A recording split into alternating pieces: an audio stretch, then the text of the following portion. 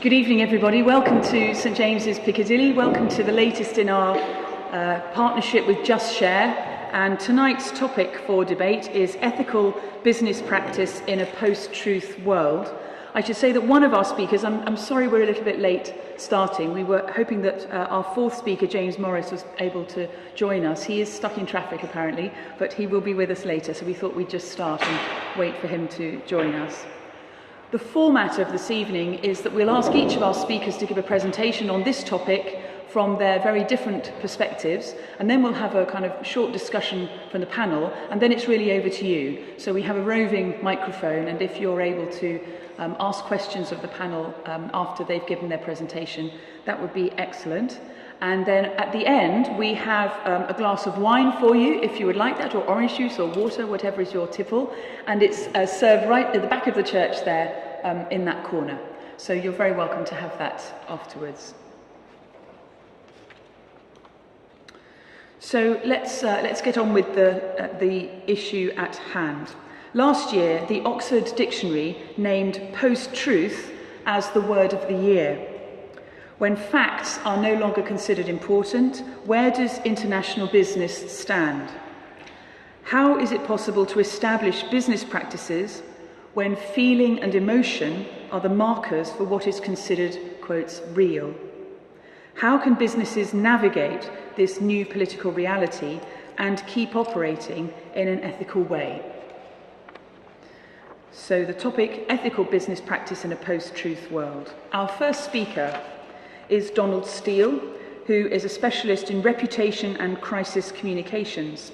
Donald works with companies and high-profile individuals on reputation, media interview technique, and crisis communication.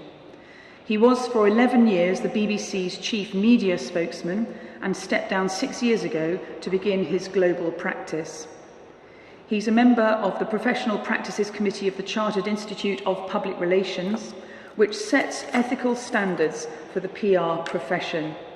The Institute has just appointed him a fellow in recognition of his outstanding contribution to public relations. So please would you welcome our first speaker, Donald Steele.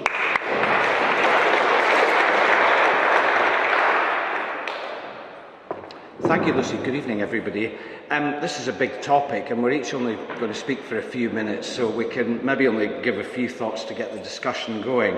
I think in the Western world, we're in a panic about truth. I think much of the world's in a panic about having enough food to eat. But anyway, our current panic is truth. And we've invented the phrase post-truth as a shorthand for our deep anxiety. I don't think anxiety about truth is anything new. You know, as we were meeting in this wonderful church, I felt it was important to turn to the Bible for guidance on this topic.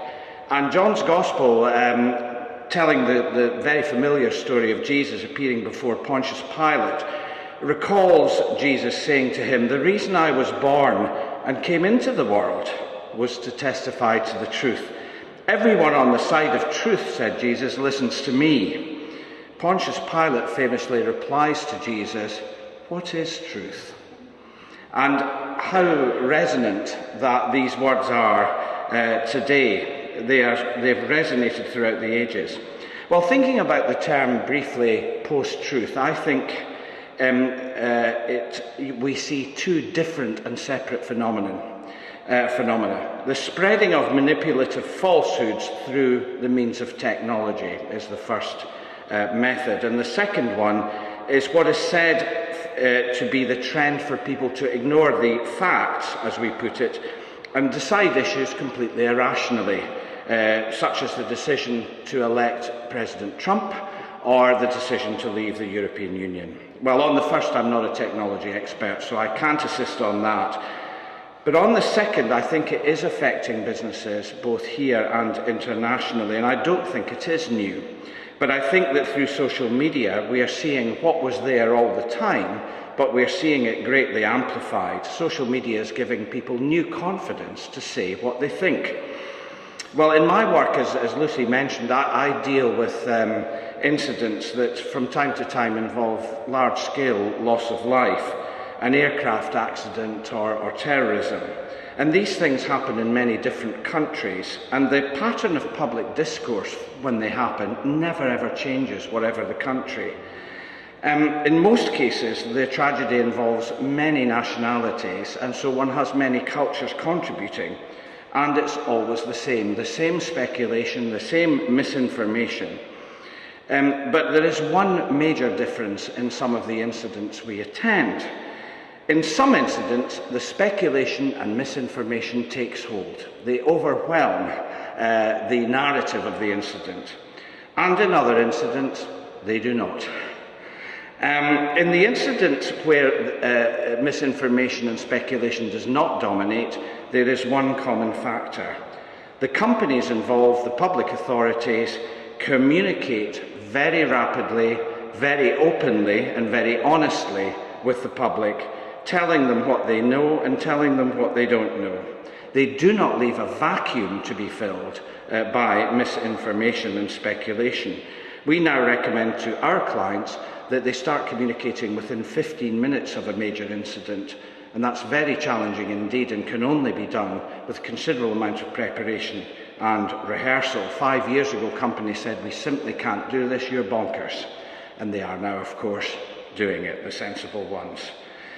And secondly, in an international context, social media has allowed businesses to communicate more easily. It's also allowed customers and campaign groups to make their voices heard. We all know this. But I seldom around the world see communication taking place when companies are being attacked. What I see is broadcasting on social media, companies and authorities proclaiming their point of view. Communication isn't just about speaking, it's about listening. And in the furore finally about President Trump or Brexit, as far as I can see, there's no listening at all taking place between the two sides. It's all proclamation and a great deal of shouting. No attempt to understand why each other feel the way they do. People who voted for Brexit are stupid, I see it said. And they were fed false facts. They don't have the common sense to see it as we do. Well, in conclusion, maybe we are using the term post-truth to hide a very uncomfortable fact. Those in power still want to behave like steamrollers. They don't want to listen. It suits them to blame it on fake news. If you do not agree with them, you have been fed false facts.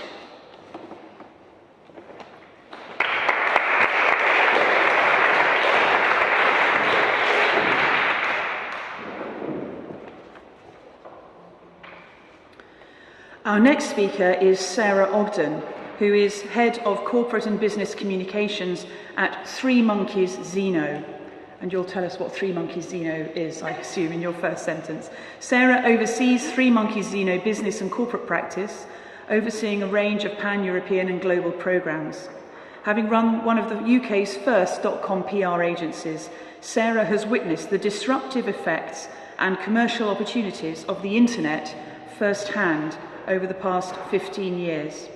She studied creative business leadership at London Business School, holds a postgraduate master's in conflict, security and development, and a postgraduate diploma in marketing from the Chartered Institute of Marketing. Please welcome Sarah Ogden.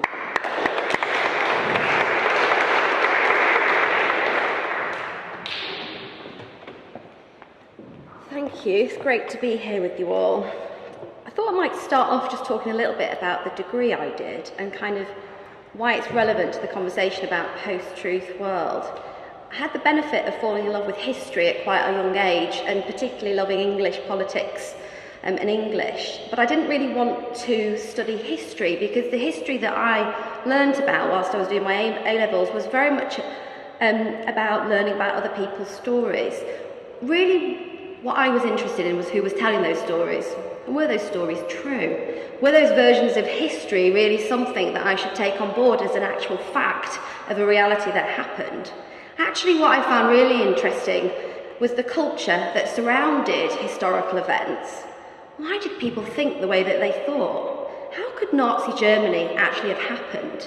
How could people's behaviour shift so dramatically in a short period of time that the historical events that we see happen and transform the society we live in have even come about? And so actually I had the benefit of coming across a course that was referenced as intellectual history, which people think sounds incredibly worthy, but actually it's about the history of thought. And it is about looking back in time and looking at those historical moments and unpeeling the onion, as I like to describe it. What was the music of that time? What was the literature? What were people watching? What were they talking about? And what were they consuming? And when you start to look at history through that lens and through culture, you start to see a very different story. And you also start to understand that some of the versions of history that we have today perhaps suffer in their versions of the truth. I also then went on to study a master's during my PR career. I kind of accidentally fell into PR, actually having started with a love of politics and then publishing. And I thought, if I could be so frank, that PR was a bit of a fluffy profession. And I fell into it as an opportunity as quite a young person, and I rapidly grew to love it. I grew to love it because it gave me the opportunity to look at the world around me and try and understand it. I also quickly realised that the role for me of a PR consultant is to help organisations who often suffer from complexity and with that a lack of ability to listen. The job really of a good PR consultant is to kind of help organisations to understand the context within which they operate and to help them relate to the different audiences and the stakeholders that they serve. I went on to study a master's in conflict, security and development, partly as a reflection of my love of politics, and I had the idea that maybe I could take my communication skills and rather continue to serve the capitalist beast, actually maybe I could put it to good measure, maybe I could be a conflict resolver, maybe I'd go into politics. I ended up doing a dissertation on the notion of conscious capitalism. It was around the time, about 7 years ago, as we're coming into quite a harsh economic recession, that capitalism was becoming a dirty word, and with it so was business. Businesses were heralded as the reason why society was in decline. It was their fault we were in recession. It was capitalism, in fact, that had caused the problems.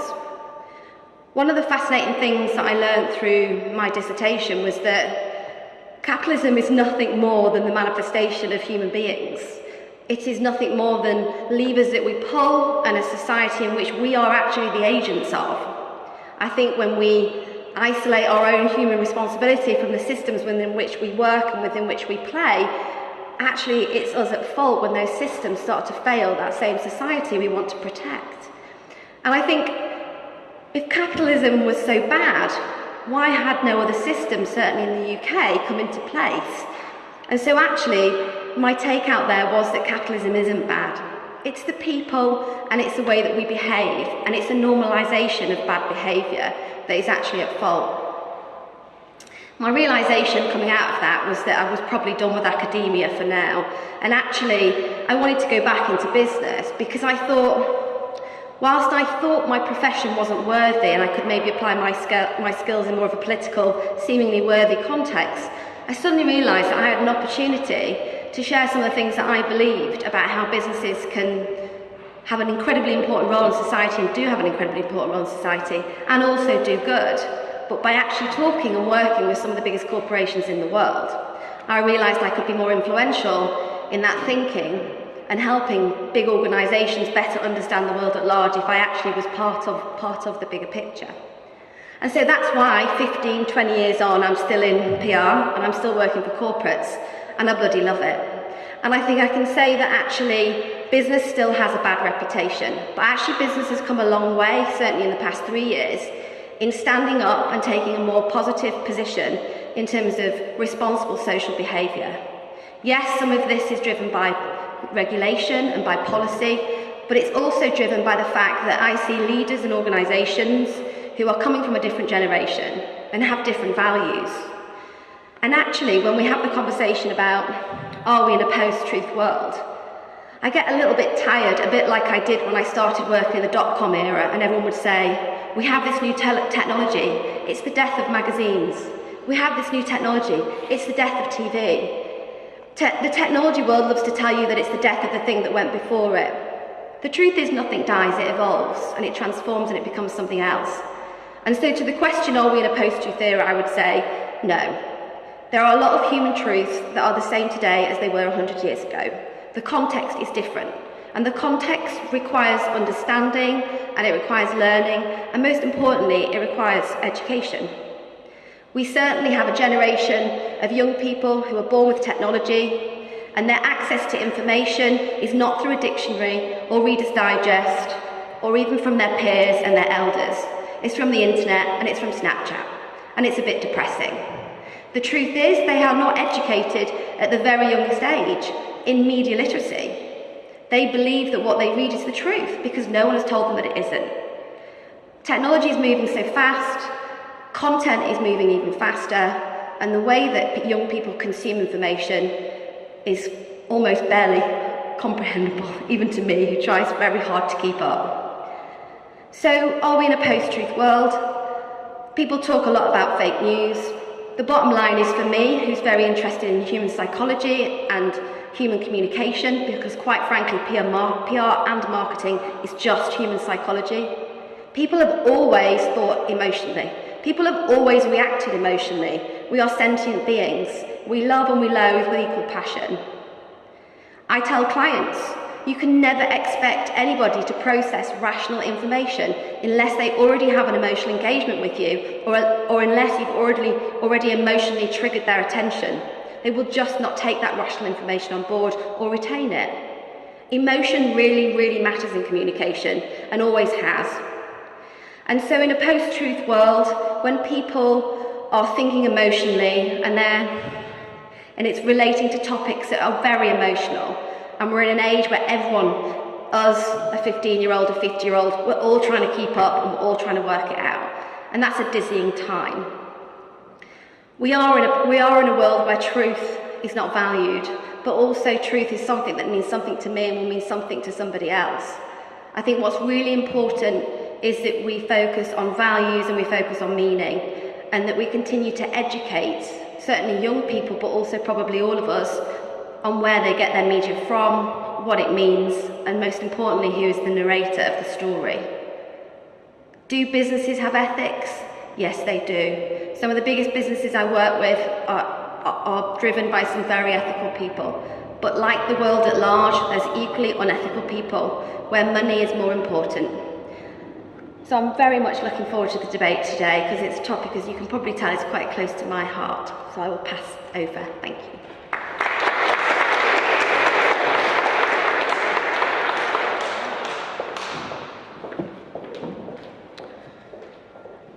Isabella Kaminski joined FT Alphaville in October 2008, and she reports and blogs on technological, collaborative and digital trends, central banking, money, commodities and markets.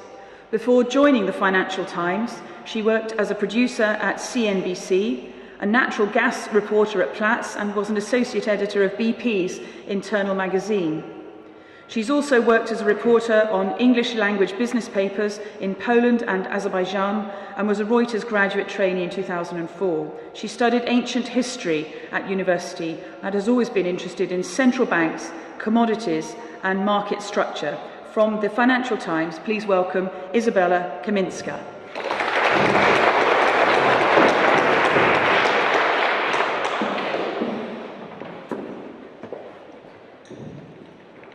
Thanks very much for having me. I have to remind myself to update my bio because it's like from 10 years ago, but anyway.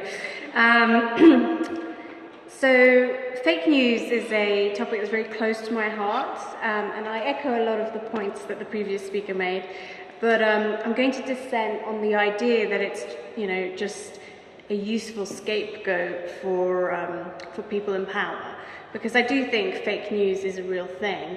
And I do think we should be concerned about it. That said, I have to echo the point that the concept of a universal truth is a bit fuzzy. There isn't really any such thing, and any journalist knows that even the techniques that we use to try and convey the news in the most balanced way, there's always going to be a bias. There's always going to be omissions. There's always going to be something that we feed into the story that is a reflection of our own subjective views. And so the person who can influence us indirectly influences the content we produce. And sadly, one of the reasons fake news is manifesting is because of commercial reasons. Journalists are not well paid, and journalists have proliferated on an amazing scale, and are very, very easy to influence, to bribe, to potentially corrupt. There's a phenomenon called sponsored content. That is blurring the lines between news and advertising to the point that most people can't even perceive the difference.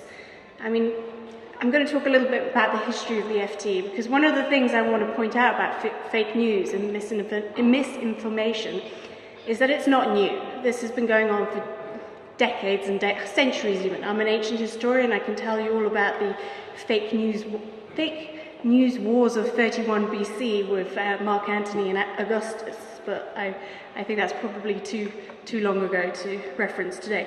But I will tell you that there was a evolution in how information was shared. Before, there was a relative monopoly on how information was shared, when we had the monasteries basically in charge of disseminating information.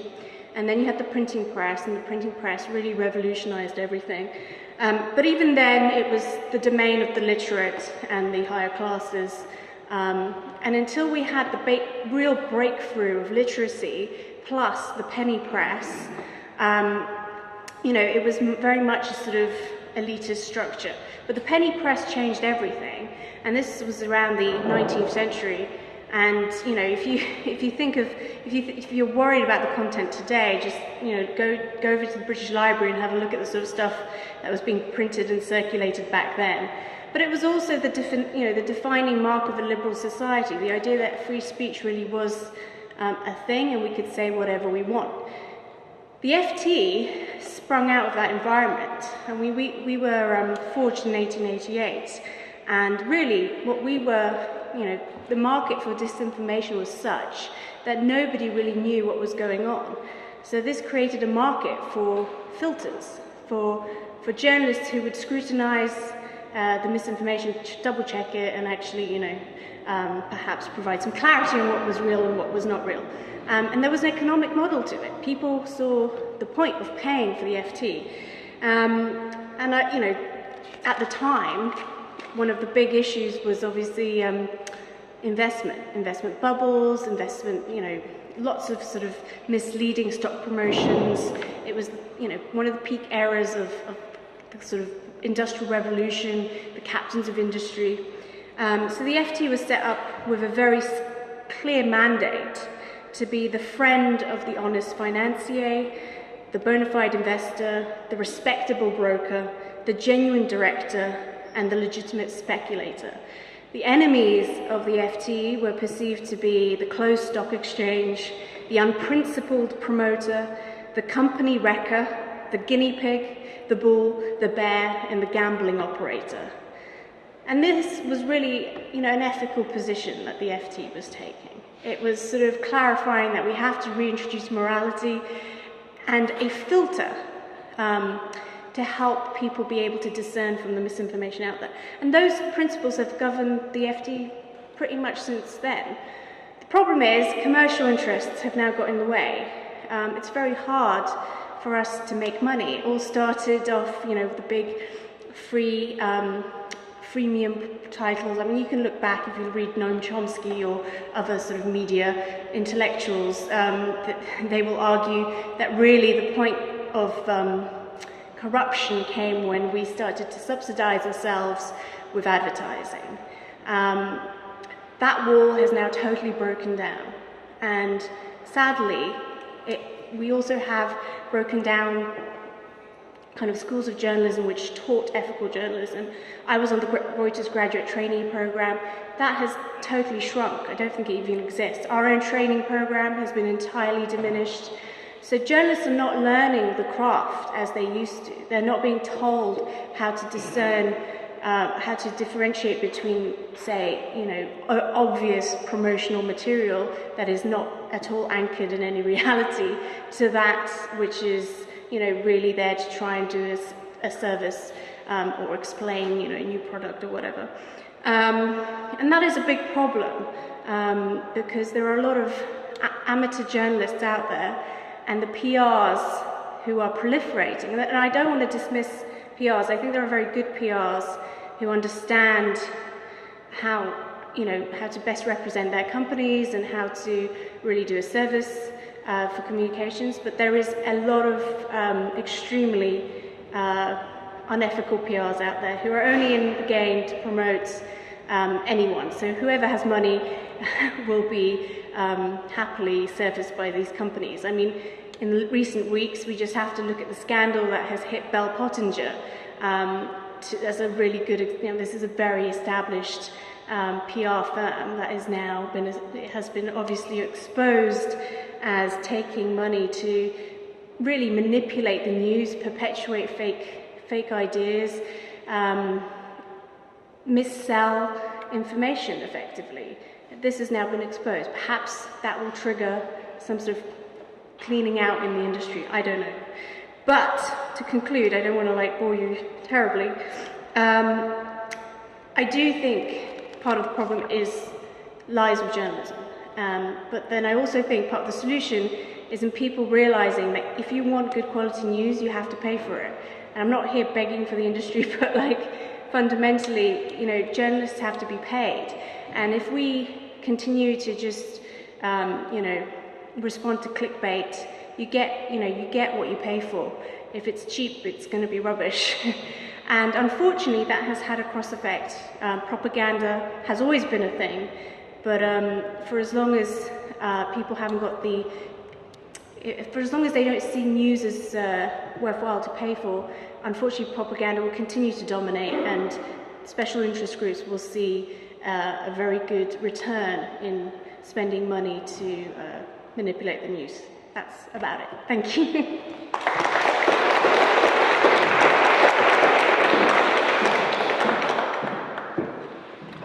Our fourth speaker is James Morris, Senior Director at Edelman. James has helped leaders communicate with audiences stretching from the boardrooms of New York to the green benches of Westminster to the townships of South Africa. He leads Edelman's work on narrative development and corporate positioning for clients including PayPal, GSK, Virgin Media and Dong Energy. He's run public opinion polling programs for political parties in the UK, South Africa, the USA, Romania and Israel, among others.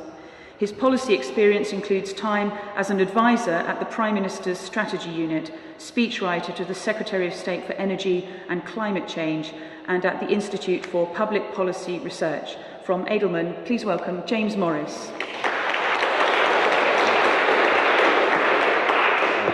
Thank you, and apologies for being late. So I think there are three questions with respect to fake news. Is it real? Is it new? And does it matter? The important question, though, is it significant? And there, I don't really think it is, and I think it's important to distinguish it from some other phenomenon that are also potentially pernicious but aren't fake news. So fake news is deliberately making up rubbish that you know is rubbish in order to get clicks, money, attention, or to try and switch people's opinion. That does happen, but it's important to put it in context in two ways. First of all, if you look at the news story around at the moment about Russia buying ads on Facebook in the US election campaign, they spent $75,000, $175,000, some number of hundreds of thousands of dollars. The total spend on the US election campaign is $8 billion. So that may just be the tip of the iceberg, but that is not fundamentally going to change the outcome in the context of all the other money that's going in there. And that's true in general. Fake news is not a massive thing. The second thing is, contrary to what we heard during the referendum campaign, trust in experts is high. If your boiler is broken, you want someone who knows how to fix a boiler to come and fix your boiler. You don't want someone from Love Island. You want an expert. If you're ill, you want a doctor, not someone from Love Island. If you want a PR expert, you want a PR expert, not someone from Love Island. Well, actually, Love Island might be quite well. But people still trust experts. They sometimes find it hard to identify who an expert is, but it's not like we've moved to a situation where people are just ambivalent about whether something's true or false or not. They don't really care. People still have a belief that things are true. They partly have that belief because if you act on false information, eventually you're going to fall over. I can believe that gravity has been paused for a little while, but if I step off that balcony, I'm going to hit the floor, whatever I believe. So it's not my interest to have that kind of way of looking at the world. And so there's still a fundamental desire for truth. What is much more significant is a related phenomenon, but it's not fake news, which is filter bubbles. Filter bubbles are where people cluster around other people with the same view and the same sources as them. So because we all think that immigration is a good thing, we have, or because we've all been to university, we've all been liberal, we've all moved to the same parts of London, we all speak to each other and see each other reinforcing our views, and we tend not to, and if you can do the network analysis on Facebook or whatever, tend not to be connected with the people who have the mirror image, life experience and worldview. So if we all think immigration is a bad thing, we are probably going to cluster together and just talk to each other. And so we're not exposed to alternative points of view. And those filter bubbles are not fake news. People aren't deliberately making up lies. Those are ways in which people don't come into contact with information that runs counter to them. And as was said earlier, that's a particular problem because people are averse to information that runs counter to their views anyway. So, famous story from the 60s or 70s of a cult that said on a certain day that aliens would come on the top of the hill and they'd all go up and everyone in the world would be destroyed. Aliens didn't come. The expectation was, well, probably that cult would disband at that point because the aliens didn't come. The cult made up a story about why the aliens didn't come, we were too sinful or not simple enough or whatever it was, and the cult carried on and they just picked a different date. So people are very resistant to changing their mind or having things that contradict with deeply held beliefs. And they're averse to them, they always have been, and technology allows you to be even more isolated from different points of view. That doesn't mean you suddenly are attracted to things that are rubbish. It's just that you isolate yourself, and that is a significant issue. And the demise of broadcast media, broadcast news, national TV channels, all of which are losing share, national newspapers that tend to editorially make judgments about what is worth you reading, rather than just algorithmically determining it based on what you read previously. All that stuff is feeding filter bubbles. So that is, I think, a significant problem, and is important in the context of things like public service broadcasting requirements, the Fox takeover of Sky, all that stuff is really important in the context. What does all that mean for business? We have seen a decline in trust in business over time. We've actually seen a faster decline in trust in NGOs over that time. And in fact, in the latest Edelman Trust Barometer survey, business was significantly more trusted in non-governmental organisations, more trusted than politicians and more trusted than journalists. That is not because business has done really well, it's because everyone else's trust has collapsed and business ends up just a tiny bit ahead. If you look at trust in CEOs of businesses, we did this survey in 23 countries, it fell in 23 countries. There is a big decline in trust in business. I don't think that is very strongly related to these phenomenon of fake news and filter bubbles. I think it's quite a separate issue, which is to do with the way society and the economy is structured. If you survey people and ask them, do you think if you work hard you can get on, or do you think the way things are makes it difficult for me to get on no matter what I do? The results skew based on social class. So essentially, if you're middle class, if you've got a high income, you think you earned it. If you haven't been so lucky in life, you think society has limited my ability to get on. There is a truth about that, which is that society is much more of a limit to people's ability to get on than people like to think it is, because we all like to believe we have more agency than we do, and it is not the case. You know, if you were born to an aristocratic family, it's pretty likely that you're going to be wealthy and your children are going to be wealthy, and if you're born in a poor family, it's pretty likely you're still going to remain poor. So that is not a reflection on these people's innate abilities. That must be saying something about the society we live in. And the question for business is, what is the role it can play in addressing those societal issues? And it is too simple to say that it's a problem in that context. Because if you look at things like life expectancy around the world, those measures have all improved. They've all been improving for a long time. Even though they've improved more for better off people, they're all improving. The question for business is, what can it do to foster a sustainable, positive world in a context where there's low trust and where society is deeply unequal. And then, if that is the real question, then I think I'll just sort of leave you with a few thoughts on what that means for the way business operates. The first thing is that a lot of businesses, not a lot, but some, try and manage their reputation by doing a kind of moral offset. So, we're very sorry about these bad things we do over here. On the other hand, look at all this money we're giving to these good things. So there's a bank in the City of London, for example, that runs a foundation that does an entrepreneurship programme. But the entrepreneurs never interact with anyone who works at the bank. They just give the money to some teachers who do the entrepreneurship programme, which is fine. But that is not the same as a business taking on its responsibility to try and improve the society in which it operates. That's a moral offset, like a carbon offset. As I'll pay some money over there so I can do some bad stuff over here. And that is a fundamentally unproductive way for business to think about its role in society. Much more productive is for it to think about what is the social benefit that businesses create. And if you look at the developments in technology over time, state plays a big role and business plays a big role. If you look at the evolution of medicine, the state plays a role, business plays a role. So there's a whole range of the kinds of foods we have available. There are a whole range of places where business contributes constructively. The task is for business to be confident about what it does constructively and to address the challenges. And I think there are a couple of challenges that are particularly important for business to address. To rebuild trust and to be seen as a positive player in society in the context of a world of filter bubbles and fake news. And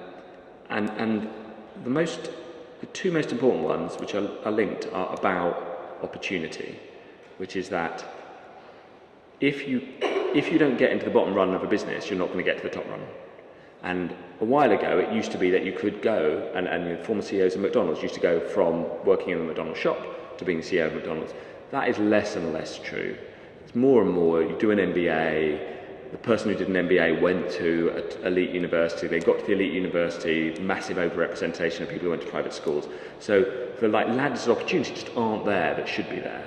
And businesses don't do as much as they could to create those ladders of opportunity and to make sure that they're accessible equally for men and women, different ethnic minority groups, people with high income and low income. And so they don't have diversity inside businesses. And you were saying that they're more diverse than they were. That's true, but they're not very diverse. If you look at the gender diversity amongst FTSE 100 boards, it's feeble. It's better than it was, and it's feeble. So that seems to me the answer to how to rebuild trust in this kind of society. It's not so much about media management and challenging fake news or piercing people's filter bubbles. It's about substantively behaving in ways that are constructive and doing so in a way that is consistent with both the social good and the good of the business. The company that does that best at the moment is probably Unilever, one of our clients. They've created the Sustainable Living Plan, which is a plan to double the size of the company while halving their environmental footprint, so their social footprint too. That is the kind of way of thinking and the role for leaders at the top of business that fundamentally can rebuild trust and address some of these issues. And then the news management fits over the top. But there isn't a news management sort of let's deal with fake news, let's make it illegal kind of answer to any of this. It is fundamentally substantive, and then people in my profession can help communicate that effectively. So fake news, is it real? Yes. Is it new? No. Does it matter? A little bit. What really matters is filter bubbles and the way that we can shut out information that doesn't suit us. And the answer to that is not better communications. The answer to that is substantive changes in the operating practices of the institutions that run our society to create more diversity and opportunity so that we can level out some of the differences that are increasingly present within society. That's my view. Thank you.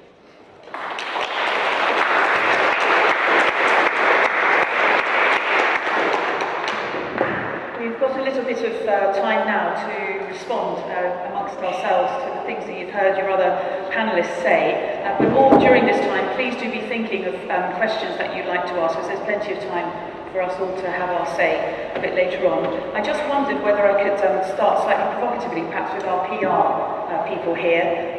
You were talking about filter bubbles. That's a new phrase for me, but I understand echo chambers similarly, where we're all listening to the people that we already agree with. Aren't those of you who are working in PR on the panel here, you're creating those? Isn't that part of what you want, is for your clients, for example, to be reaching people who already agree with them, and to kind of reinforce that virtuous circle?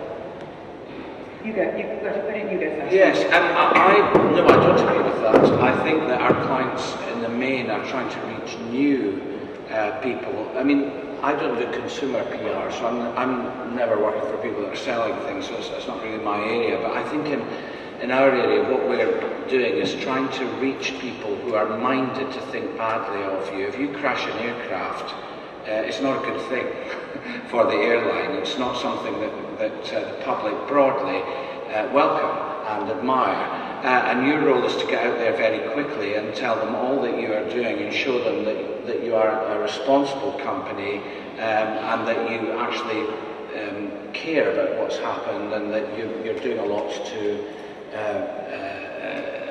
in response to it. So I don't agree with it, because I think that actually you are trying to get there. I mean, my point is that one of the great difficulties about the bubbles is that through time views become hardened, and it's more and more difficult to penetrate those bubbles to try and get an alternative point of view over. And I think this is indeed the case in the UK with our political discourse here, is that opinions are hardening, and it's becoming more and more difficult to have what I think is needed is a conversation, not a shouting match, where we try and understand a little bit of each other's viewpoint. I don't know if that answers the question. Sure, yes, yeah. I'd say just a couple of things. First of all, it is the issue is not the echo chambers. We all hear people like ourselves. The filter bubble is that we also don't hear anyone else. Yes. So it's the screening out of other points of view that is the problem, more than hanging out with people who are like you, which is what people have always done. The thing that is creating that, particularly on social media, but it's also happening in the real world. So in the real world, graduates are living in more clustered communities. So people who've been to university increasingly live in big cities, not in rural areas, not in small towns, for example. So that means that in the schools, at the school gate, that's an increasingly homogenous group of people compared to what you had a while ago. We've got people moving out social housing in inner London because they can't afford it anymore. So they're being created in the real world, but the really pernicious thing or difficult thing is where it happens online, where algorithms decide what you see. And the algorithm is based on what you saw before. So it's going to serve up more of the same. So it never shows you something contradictory to what you see unless you are proactively out searching for stuff. And that's fundamentally different to the way newspapers work at heart, which is that the editorial view decides what's important and you have to see it.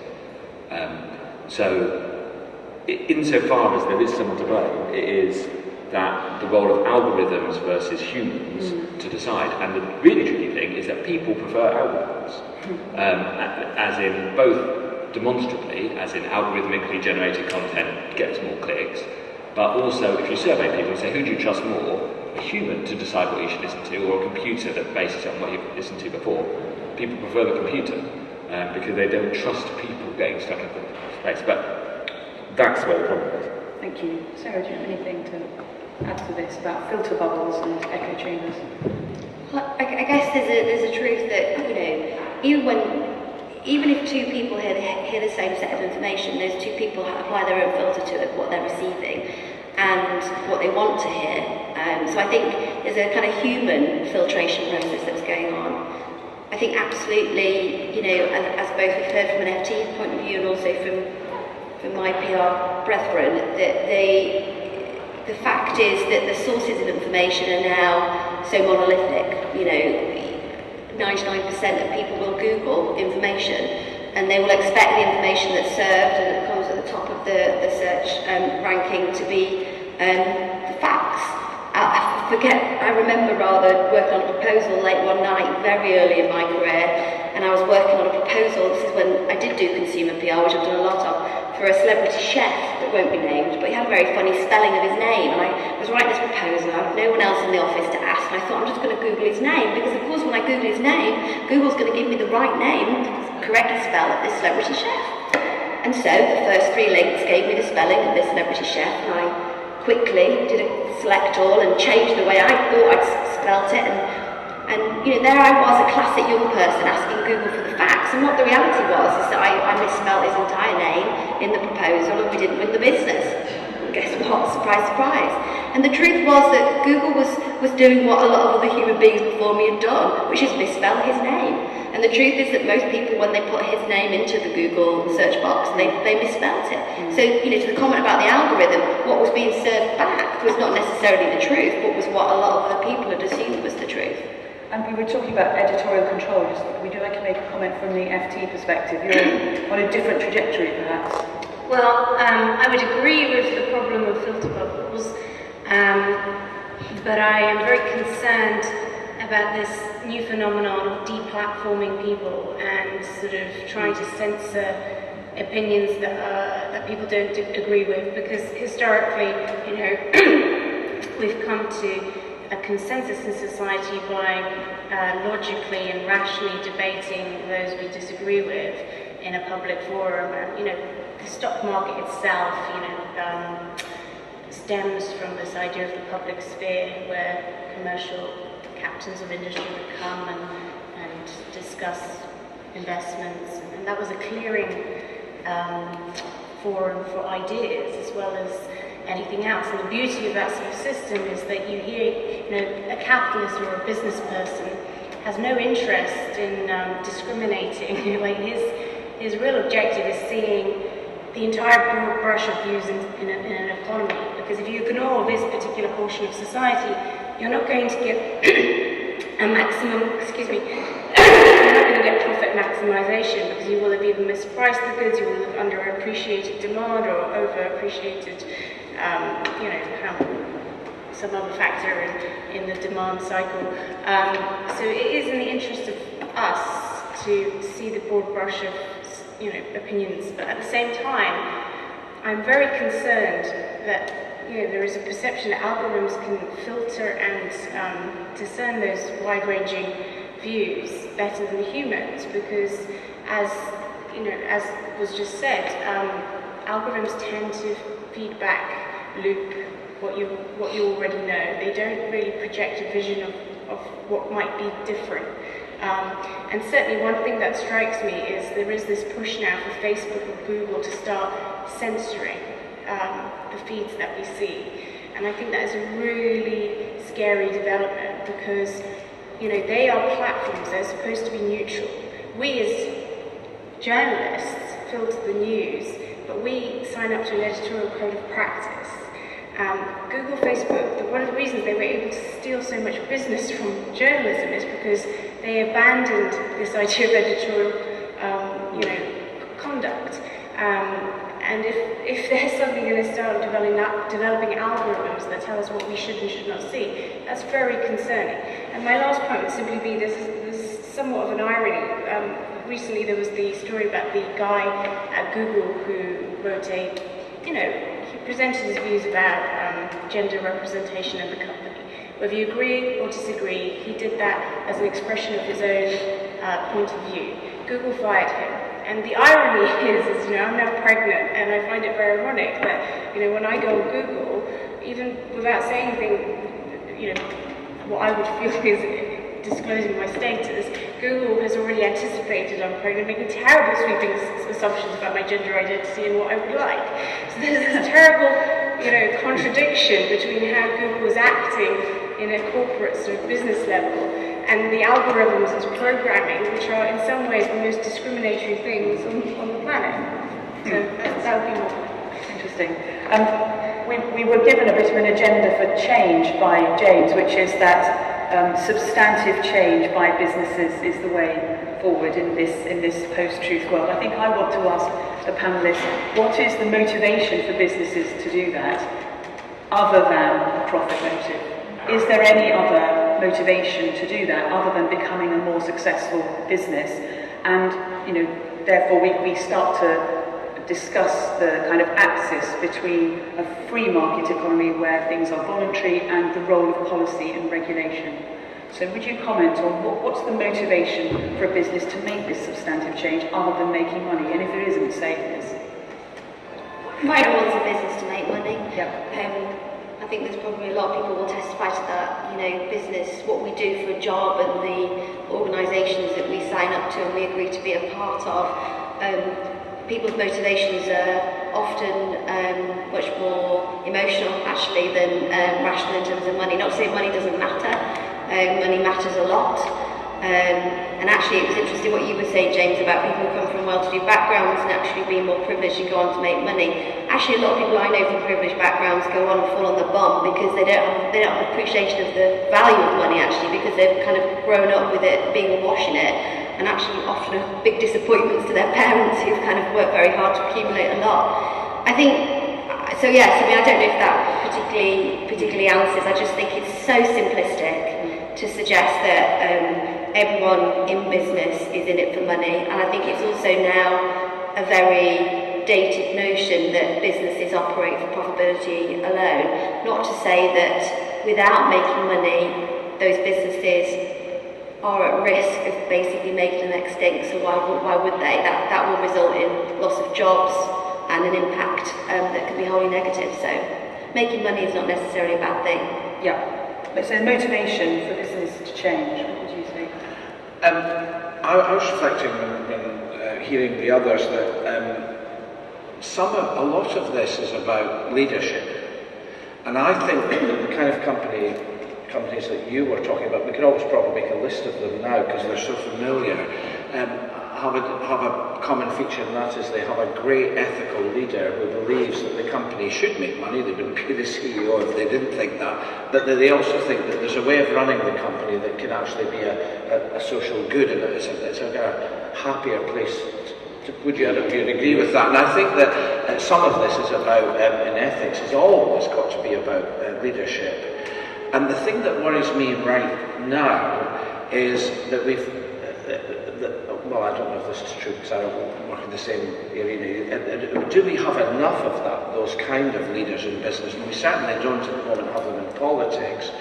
These kind of leaders that can actually give us the leadership that we need at the moment to say, look, this is what I think we need to do. This is the right thing to do.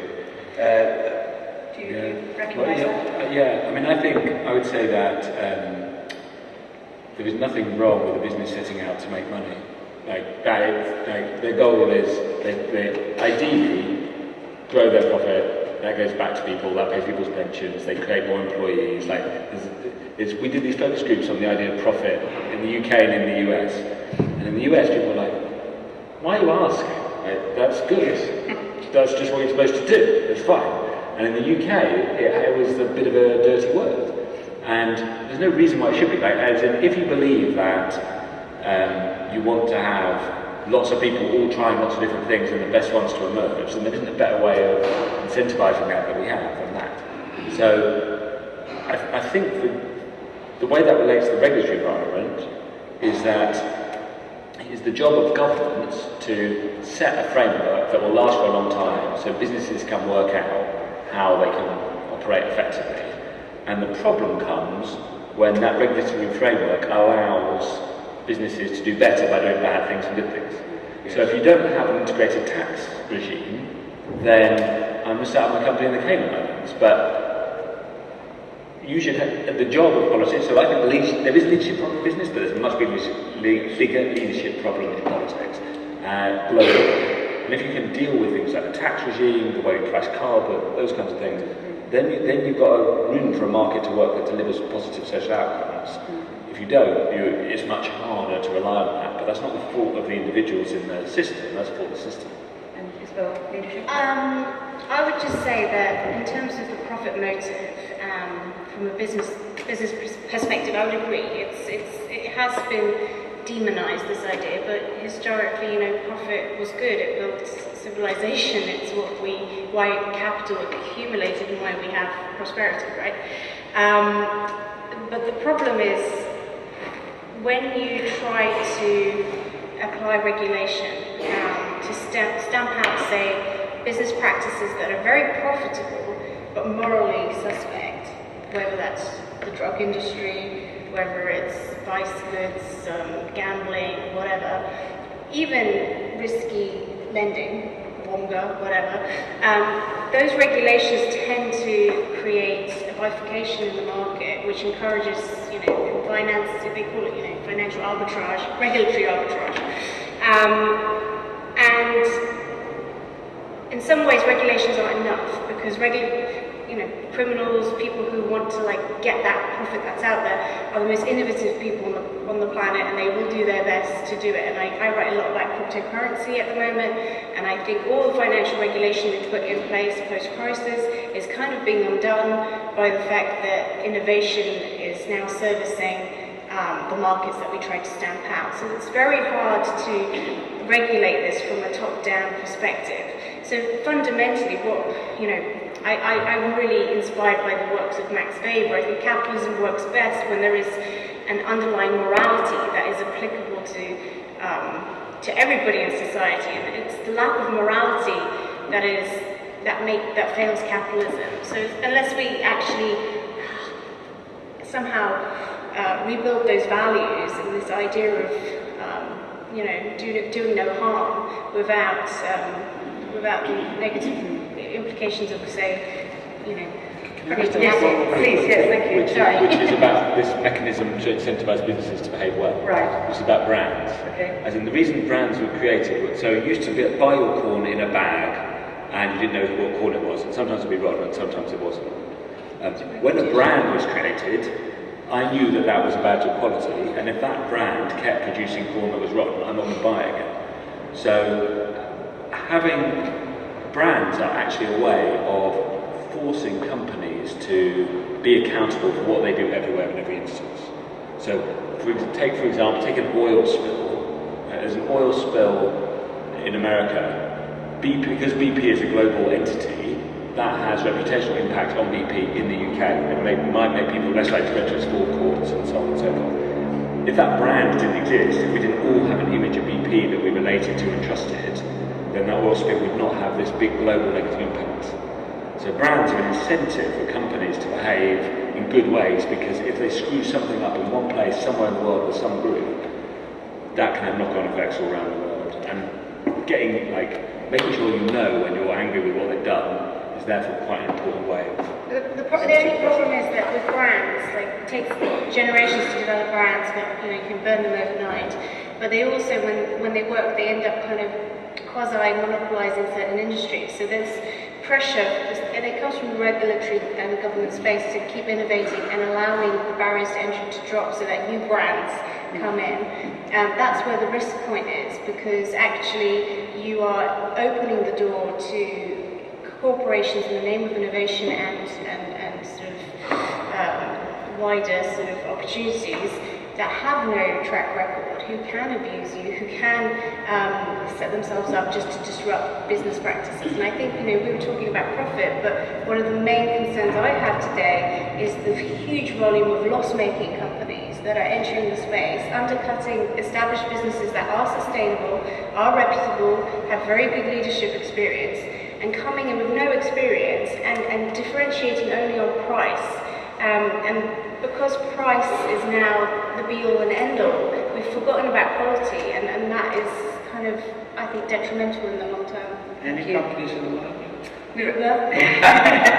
Okay, so we raised the issue of morality and trust. Perhaps that's a good moment to send it out to our church audience here. So we have a microphone somewhere. Yes, thank you, Emily. So we have somebody at the back there. We just take that, and please do keep your questions as brief as you possibly can. Thank you. Thanks, I very much enjoyed it. If you hold the microphone really close to you. Yeah. Okay. Thanks very much to all of you. I work for one of the civil society organisations that's been dropping in trust. What I would say is that I don't bother with any corporate social responsibility reports. I think the generation of that particular industry, supported by PR, generates an awful lot of wood destruction, as all of these papers and reports are produced, and they're filled with rubbish and narrative. I'm very interested in facts, and the particular example I wanted to give was the Rana Plaza disaster, which killed more than 1,000 people in Bangladesh. Our analysis is that one incident falls into a timeline of deaths over 10 years where more than 1,400 people have died just in the Bangladesh garment industry. So from my point of view, I'm interested in the facts as to where brands are choosing to source from. I just want those addresses published, just the addresses. I'm not really bothered even by what the policies are. That will enable local trade unions, local civil society organisations to organise, to put pressure on the manufacturers, to put pressure on the buyers, and that will bring about improvements. Okay. So information about fact is useful. Thank you very much. And we'll take another comment or question, hopefully, just over here and then at the front. I understand there's a promise that the people shall know the truth and the truth will set them free. What can we do to raise the profile of those who provide objectivity and fact-checking against those who peddle half-truths and worse, and define anything that they don't agree with as fake news? What can we do to raise the profile of objectivity in society? Thank you very much. We'll just take a comment from the front here, and then we'll put these to the panel. Objectivity. I'll try and be brief, but I've got 3 points. I think one, regulation of the PR industry. We've heard about Bell Pottinger. Bell Pottinger kept going for a long time, advising rather nasty regimes, and got away with it without any difficulty. It's a good thing it's collapsed, but only after a major racist problem in South Africa. I'm interested to know what's going to happen about the PR industry. Secondly, James said we trust experts. Okay, we trust plumbers, but the American people chose someone from Love Island to go to the White House, and a most important area of expertise is on climate change, where the climate change deniers seem to be getting a lot of hearing. And my third thing is about the structure of capitalism. I've heard a bit of optimism about capitalism. In the 19th century, there were Quaker businesses that gave us chocolate and banking. They've now been taken over by multinationals that have no value identity, as far as I'm aware.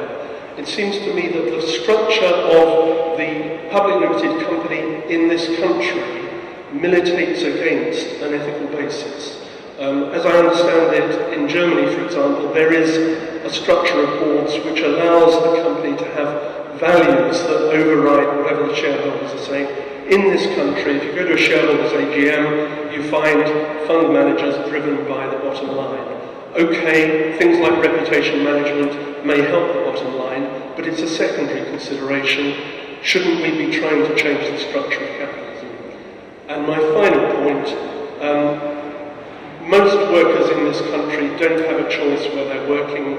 They have to work within the values of the organisation they're in. I think we need to be aware of that dilemma. It's all very well to talk about the leaders we like at the top, but the workers are trapped where they are, for the most part.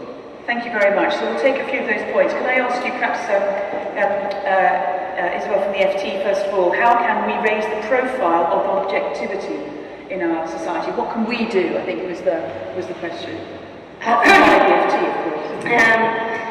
What can we do? I mean, I think we need to stop being so sensitive about views that we don't like. Objectivity at the end of the day is not just about sort of sitting there going, oh, these people are stupid, they voted for Trump. It's about listening to why they voted for Trump and listening to their point of views. I mean, the BBC has got a lot of criticism recently for trying to portray both sides of the argument, and so the liberal elite claim, these people voted for Trump or for Brexit because the BBC ended up presenting too much of the other point of view.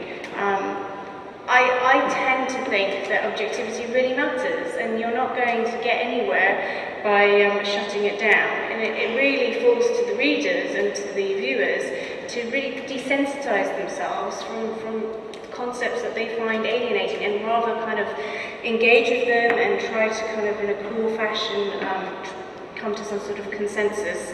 And my only other point would be that on the issue of climate change and stats, I think one of the issues why there's so much propensity to believe in fake news or conspiracies or people are yearning for explanations that kind of deal with the world's paradoxes. Because science doesn't explain everything. Stats don't explain everything. Stats in many ways have been terribly abused. Statistics are continuously pumping out contradictory research. So 1 week, eating onions is good for you, next week it's really bad for you. So what are people going to think? Statistics in that sense have been used and abused and are kind of doing a disservice to science and the idea of objective truth. So people are yearning for narratives that make sense, that they can go from one point to the next, and that leads them into conspiracy land, that leads them into voices that can simplify complex concepts. And that's not going to go away unless we deal with it in a kind of moral framework. Objectivity, Thomas? And facts, perhaps you could address them. Yes, I think the objectivity point is a brilliant one. I think that, I was at the BBC before, and it's it is quite a relatively new thing. This is having to. The BBC's launched a whole unit, which you'll hear on the Today programme and others, kind of, trying to find the sort of pathway of objectivity through some very contentious stories. The thing that sort of worries me about, it doesn't worry me, but I think it's a great contribution, but whether the mass of the population listen to this, I'm not absolutely sure. And that's the problem I have with it, is finding this objectivity. The FT is an extremely objective newspaper. You present a sort of binary world where journalists are, the objective seekers of the truth, and PR people are spinning away the mistruth, and are you not really doing that? Are you? Freddie Sari, my hamster, 45 minutes from doom. I could keep you here quite a long time. Yeah, but it's because investors have no interest in, bias. They don't have an interest in political. They're interested in seeing the world for what it is, because if you don't see the world for what it is, you're unlikely to lose your money at some point. Yes, but the point I'm making is that the world isn't binary, and can I just turn to this ethics thing, because I think it's quite important. I want to sort of just respond to this point about Bell Pottinger, because I think it's quite an important point. It's to say, I couldn't agree with you more about it. The sanction that they received was pretty high. They're finished. I mean, I think we'd all agree it's a very, very important global PR company. It disappeared yesterday. But it took 30 years as well. Well, yes, I wouldn't disagree with that. Yes, it did take 30. Well, yes, I don't know what the misdemeanours that you speak of were, but maybe we could have a separate session on that. I'm not supporting them, but I'm just simply saying they're finished. There's a great sanction, but I think the other side of it is that I don't want people in the church to think somehow that the PR industry is completely unregulated. The difficulty is it is regulated if you choose to be. I'm in the Chartered Institute of Public Relations. Some people who hire me require that because it is a badge of a certain quality standard and also of an ethical standard, and they have someone to complain to if I don't do a good job. And I do have to, I don't know about you, but on certain companies that I've been hired with, they're required to know which professional body you are a member of and what the policies are. And one of the things we wrestle with in public relations, I'm on the ethics committee of the CIPR, is this: ethics are not rules. Thou shalt not kill is a fairly clear rule, I think, but we do kill. The police have killed people in London, and we kill people in war. So that thou shalt not kill is a slightly tricky one, and we're already in this. You must always tell the truth. One of the things every year in the Chartered Institute, all the members who wish the special quality badge of continuous professional development have to pass an ethics module every year. And one of the things we're wrestling with at the moment is it ever right to lie? No is the answer. What? To save someone's life, you wouldn't tell a lie? Discuss. So that's the kind of work we're doing. So to reassure you, I think that, I don't know how you feel about that, there's a lot of discussion about ethics in the public relations industry, and has been for a long time, but it's very strong. I mean, I don't agree with the sort of as it were, the sort of sweeping point that applies to the bulk of the public relations industry. There are bad public relations people, there are bad journalists, there are bad doctors, but Can I ask a question about PR? So, what I've noticed as a journalist is that there has been a proliferation of these small one-man shop PRs who are subscribed to no unions, no ethics charters, nothing, and they are representing what I would say are the most scammy of things that I see, and they are using computer techniques, massive emailing. They don't know who, like, so many times I get misdirected emails. They don't know what I cover, but it's like a contagion effect. How is the PR industry responding to that? Because it seems to me that's the product of barriers to entry being lowered. Well, in the same way that journalism world's responding to the thousands of freelance journalists who ring us up every day saying that they write for the Mail, the Express, the Sun, when in fact they're freelance trying to pitch a thing. I mean, I do think that's life. But I think the other side is that what we're trying to do at the CIPR anyway is to try and promote the idea that you should just simply ask someone, are you a member of the Institute or another association? I'm going to do that. Because that is... Can I just move us on? We had two other things kind of rolled together, perhaps, which was about regulation of the PR industry. I'm just going to come to James and Sarah about this. But also, should we not be challenging the whole structure of capitalism? You mentioned earlier, Sarah, conscious capitalism. You were talking about Max Weber, the morality of capitalism, without, saying that this is a colossal failure by the churches, which perhaps it is. Then where is the moral underpinning of capitalism, and shouldn't we simply be challenging the whole system itself?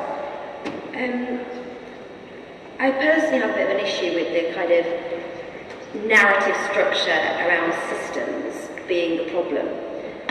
Businesses are nothing more than a mass of human beings.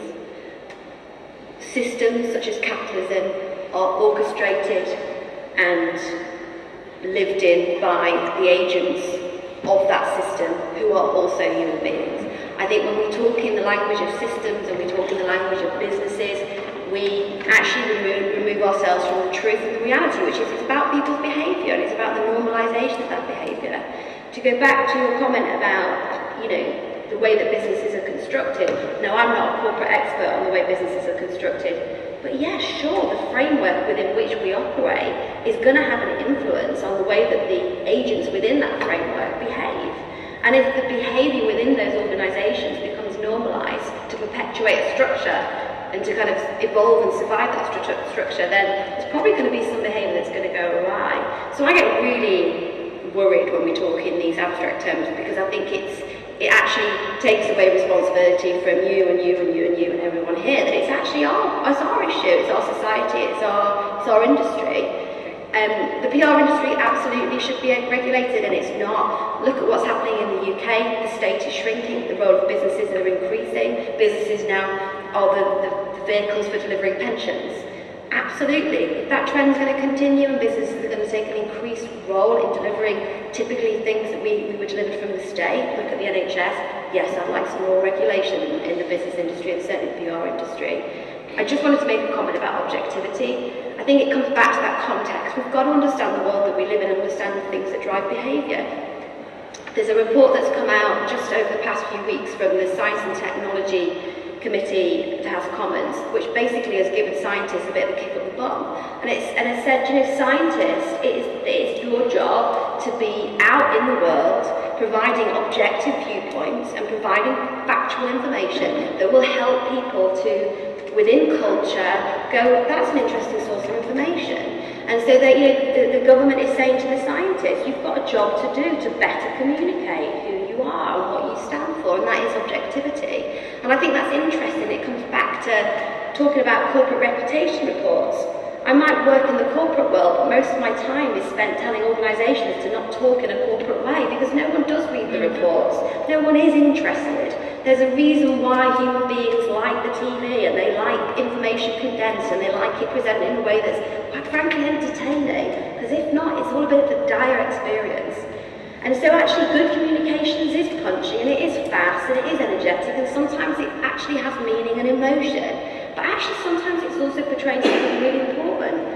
And I think scientists have a lot to learn in that fact. You know, the reports and the echo chamber that probably exists in the scientific world, you know, there's something that we can learn from that. Thank you, James. Yeah, so I think I'll just say a couple of things. So one, I don't think the first part of what you said was consistent with the second part with respect to systems, insofar as if within an organisation you have strong incentives to behave in a certain way, you're more likely to behave in that way. Indeed. And it's not a coincidence that different organisations have different organisational cultures. So if you go to tech, like those bro-y tech firms, they behave like bros. They're out, you know, you will find a lot of people there who are misogynistic, who talk about, and that's not, if you put those people in a different context, they could well behave differently. So, sort of, I think it depends on what you mean by a system, but I definitely think that the context you put people in shapes the kinds of decisions they make, and we're not all able to just freely make the morally right choice. Some of us probably are very good at that, but there are a lot of people who feel conflicted all the time and will go into work and would love to go and work at an organisation that enables them to express their ethical values as well as pay the mortgage at the end of the month. And the more it is possible for people to do that, the better. The challenge is that different people have different views about what is right. They just do it, and they're not reconcilable. And it's not the job of anyone. I mean, within some pretty broad boundaries, it's not the job of the government to tell people go for this or go for that. So how we decide what those are is important, and that goes to how that is where information, democracy, and how those kind of collective decision-making structures work matter. And then I'll just do one final thing about objectivity and truth. Nice thing to be able to say in the church, but there are a lot of facts, there are a lot of things that are true about, take climate change and massive issues. Like I probably share your view on climate change, but it is possible to also argue that Russia will have a more productive grain industry as well, climate change. The question is, which facts do people focus on? And to me, that is not so much a question of objectivity as is it real or not. It's a much more complicated thing about, and it's about the role of the media in deciding what's important, the role of incentives that lead to see these things important, and that's what's really hard. Like, and you must do this 100 times a day. Is that important enough for me to write about or not? It's not just about facts, it's about framing facts and putting them in context. The context really matters. I can write a really misleading story with total factual accuracy and still, it would be entirely wrong. Thank you. We're just going to go one more time to the audience, so can we just please do be brief. Okay, yes, at the front here. I better say first that I rarely use new technology and have never used new media, but I am interested in what one or two of you said about journalism. I think you malign journalism today. One reason is that you've been just talking about Britain. Can you hold the microphone close? Britain, you've just been talking about Britain and the English-speaking world, maybe Europe. But I mean, if you look at Turkey, you've got Erdogan putting 150 journalists in prison. And if you look at Russia, a few years ago I went to a meeting with Anna Politkovskaya. I don't think she was the kind of person who could have been bribed or used in any way. And sure enough, she went back to report in Chechnya a few weeks later and was killed.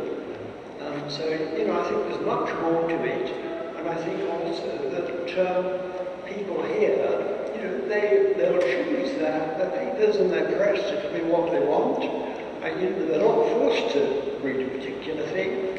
I read one paper, and yesterday I thought it was a brilliant article on Ugandan involvement in the Rwandan genocide. It was 3 whole pages. I'd be very surprised if anything in that was consciously made up for the article. You know, okay, thank you. It read something true. Thank you. Can I ask you to be brief and keep going? I should say I'm a past president of the Chartered Institute of Public Relations, so very happy to answer any questions about regulation of the industry. But my question is about quality and safety. I'm interested in whether the panel think that quality is being sacrificed on the altar of cost, and what the impact of that is, particularly in the outsourcing of areas that affect very basic issues within society. So we are sat here on the eve of the inquiry into the Grenfell Tower disaster, and I am particularly interested in the context of housing, healthcare, education, crime, safety. Thank you very much. And finally at the back, yeah. Good evening, thank you. I'm not English, I'm Colombian, so excuse my mistakes. I would like to ask you for ideas, for recommendations, and how to get PR when you don't have the money to have PR. I am an attorney, and in my free time I'm a human rights defender. And the people in Colombia and in the Global South, for the case waste pickers, people who sort and salvage waste, and they've done that for centuries, they continue to exist in the Global South. We've won several times in the court the right for them to continue to make a livelihood around waste. However, two things have happened with language that I think could be of your interest. One is what we call the capture of language or resignification in law, meaning that the word is resignified and redefined in decrees and in laws, so that what was going to help the vulnerable people doesn't help the vulnerable people only anymore. And that is assorted with massive publicity and PR from big multinationals and corporations who also appear in the forums of civil society. So civil society are now multinationals, NGOs, and then the voice of people in poverty and in civil society, we have no capacity. The level of asymmetry is ridiculous. So as experts in public relations, I would like to know, what would you suggest for people that cannot afford that to do, and moreover, the people that are in the Global South? Because as you know, in political economy, now everything is defined. That's why I'm in London right now.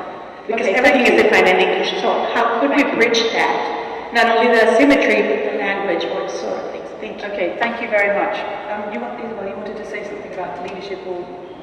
Just about, the comment about journalism. I mean, I absolutely agree with you. There is still great journalism out there, and we have to forget, I always break it down to this idea that there are two types of journalists. People are motivated to be journalists either because they are really interested in the stories, they have they're mission oriented, they want to keep public officials, powerful entities accountable. And these people, I would like to think I'm one of them, for them it's the story that matters, not the sort of personal vanity, ego that you get from being bylined everywhere. But the second sort of journalist also exists, and that is the journalist who is really only interested in personal reputation currency, getting a big name for themselves and being like, on lots of panels and whatever, talking head. And they're much more corruptible. And sadly, I think that other school of journalism, it still exists. Don't get me wrong, but it's being diluted a little bit by this other sort of journalism, which is really all about personal reputational currency, which in the social media age, I mean, it's all about how many followers you have on Twitter, and it's a little more meaningless. Thank you. I think everybody in this room would agree that there is one of the most important things in civil society is the practice of journalism and the ability for journalists to go about their duties unregulated, I would argue, even though that's sometimes painful.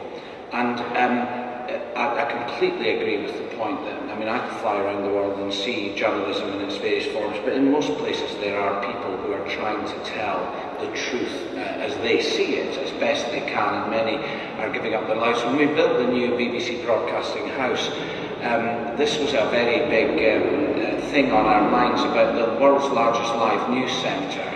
How can we tie that into the role that all journalists, not just BBC ones, play? And next time you go past, you'll see a rather odd thing on the roof, which is an upturned cone. with sort of squiggles on it. The squiggles are actually a poem called Breathing, and this is actually a laser. And basically, on special occasions, it shines a light, with kind permission of the Civil Aviation Authority, shines a laser beam as far as you can possibly see. And the aim of it is to commemorate all journalists, a shocking number, who have given their lives in the pursuit of democracy, in all its forms, not just political issues, but power. And it is, what we're all talking about, objectivity and so on, these journalists exist everywhere, but that is not the entire story of journalism. And that's all that we're saying, is that there's a wider story about journalism, but I think the point's well made, that is really important. We're coming towards the end. I just ask you to be brief. Could you address the Global South issue? How is PR available to people who can't necessarily afford the big PR agency? There's where words are resignified in law. I think that was what you were saying, but words are resignified, and when they get to the kind of legalese, they're no longer helping the people that they were originally designed to help because of the PR agency. So can you talk just a little bit about access to good PR for people who can't afford it? I suppose I can and I can't, actually, because that's quite a big question. And I think PR, when it comes down to it, is about the best PR advice probably you could ever give anybody is it's about what you do, not what you say. I think there's a perception that PRs are very, very good at making things up, and I think we're in an age, we've talked about it a lot, we're in an age where information is more available. Organisations are more transparent, whether they like it or not. They're more leaky in terms of what they get up to. I'm not to say that behaviour doesn't happen that is tried to be kept very secret, but the truth is that everybody is judged by what they do, not what they say.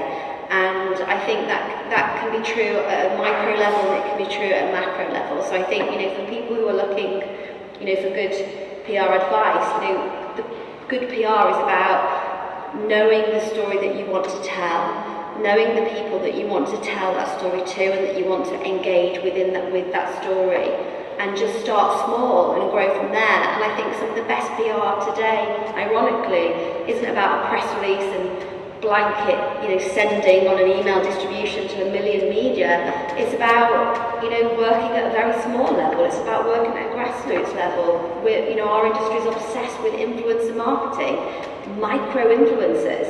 The biggest brands are now obsessed by somebody on Twitter that's only got 1,000 followers because they want to go grassroots.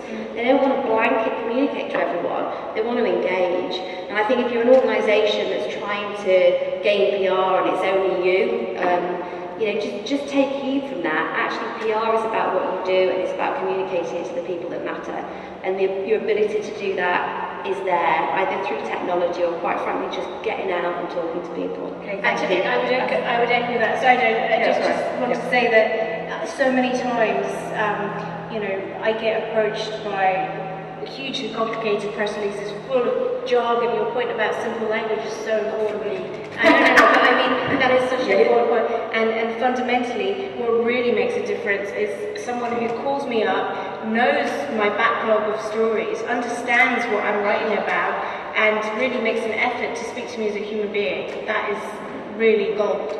And finally, can I just ask you, James, to address the issue of quality being sacrificed on the altar of cost and the outsourcing of certain activities? We were talking about housing and healthcare particularly. Yeah, I mean, I think that is certainly true. There's a question though as to when it's good and when it's bad. Because if you save money, where does the money that you save go? So if I replace, if you take our industry, right? So one of the things lots of junior people in the PR industry do is spend a lot of time checking whether someone has reported about their client and basically cutting out the newspaper and sticking it in a book. And that can take hours and hours and hours of time. If you automate that, all those hours get saved. Right? So now we've saved some costs. Now what happens to the money that's saved in not getting someone to do that? Do we redeploy it to some new high value thing, or does it just get taken out of the business and put in the chief executive's salary? So there are times where, very often, cutting costs allows you to do other things. If the police don't have to spend so much money on their IT system, they can have more police. It's okay. I don't think it's a PR issue particularly, but I think it is a bit too easy to look at savings and actually find yourself reacting to the fact that it's change and feeling uncomfortable, rather than thinking about it in the round, well, maybe actually this is going to work out better. It might not work out better specifically with respect to that interaction, but because the overall system is going to work more efficiently and other things will be better. So that's a massive caveat, but yes, it definitely happens, and sometimes it's disastrous, and the example you gave, that's a disaster, I mean, clearly. We must bring our evening to a close. Don't forget there is a drink for you over the back there, and our speakers are very welcome to join us for a glass of orange juice or a glass of wine. I don't know about you, but I'm off to read the blog of somebody that I hate, so that I can get out of my filter bubble. I'm going to do that tonight. Before we do that, could we thank our panel for a hugely